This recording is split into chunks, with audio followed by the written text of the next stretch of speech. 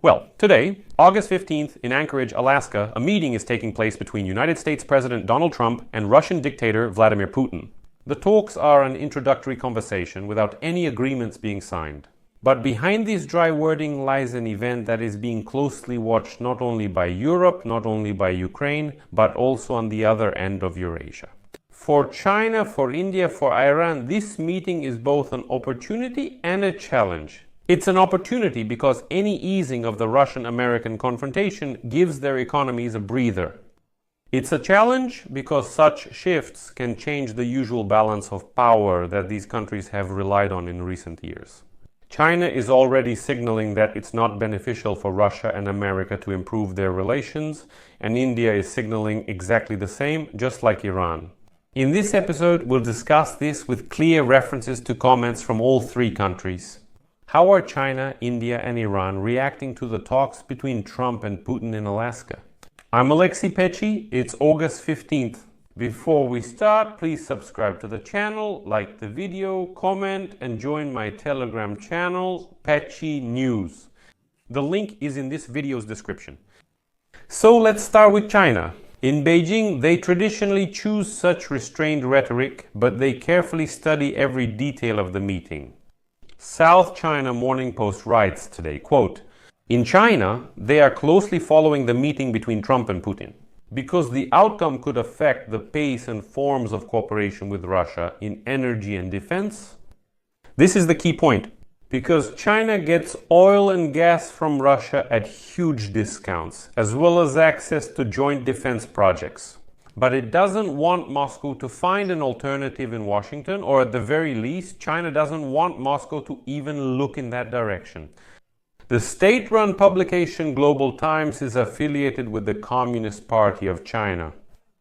Chinese analysts openly say that Beijing sees the summit as Moscow's attempt to reduce sanctions pressure. Here, a professor from the Shanghai Institute of International Studies writes again, "This is Global Times, a newspaper of the Communist Party of China." Quote, "If Russia and the United States reach a temporary truce, China will benefit from lower oil and gas prices. But in the long term, China is concerned about a possible rapprochement between Moscow and Washington." This phrase reflects China's dual position. Short-term gains should not lead to strategic losses. And then there are already signals that Beijing, through diplomatic channels, has conveyed a message about its reluctance to see drastic changes in Russian-American relations. A source in the Chinese Foreign Ministry explained, quote, "The Chinese leadership does not want Russia to weaken its dependence on China because this reduces our leverage over Moscow." In China, they no longer hide it. They openly say Russia is under their control and they don't want Russia reconciling with Americans. "Let Russia stay at our feet and we don't want the situation to change." India's situation is somewhat different, but not completely. If China is afraid of losing its leverage over Moscow, then India, on the contrary, is worried about China's leverage over Moscow growing stronger. New Delhi is building a multi-vector strategy, continuing to buy Russian oil at a discount, but at the same time expanding military technical cooperation with the United States of America. The Hindu today cites the opinion of former diplomat Mukunda Rao, who says that it is important for India that the meeting in Ankara does not lead to a weakening of Russia's position in Asia. A weak Russia will be more dependent on China, which is not beneficial for India. According to the Hindustan Times, starting today, the Indian Ministry of Foreign Affairs is preparing an analytical report on the consequences of the meeting for the global energy market. And here is what one of the Indian officials said. "If the United States and Russia reach an agreement, we may see changes in oil pricing policy, which will affect our purchases." In addition, the Times of India writes that New Delhi is considering offering its platform for future negotiations.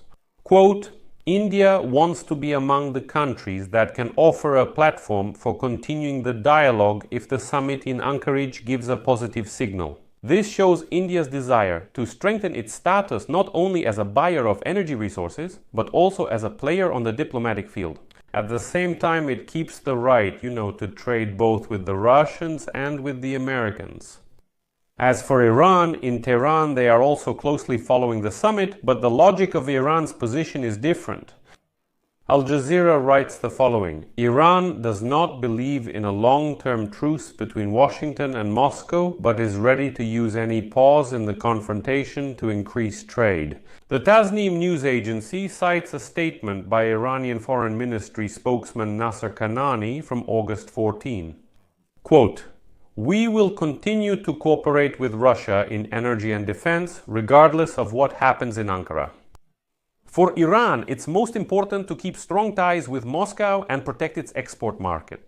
They'll hold on to this as much as they can, with all their might.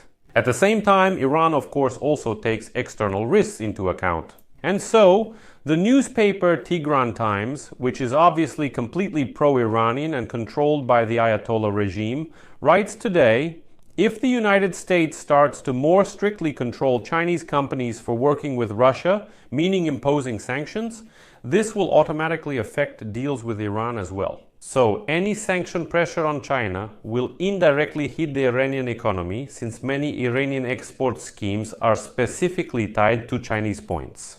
So Iran is watching this and being very cautious. They say, we'll keep trading with the Russians, but we really wouldn't want this meeting to lead to additional pressure on China." We can conclude from this.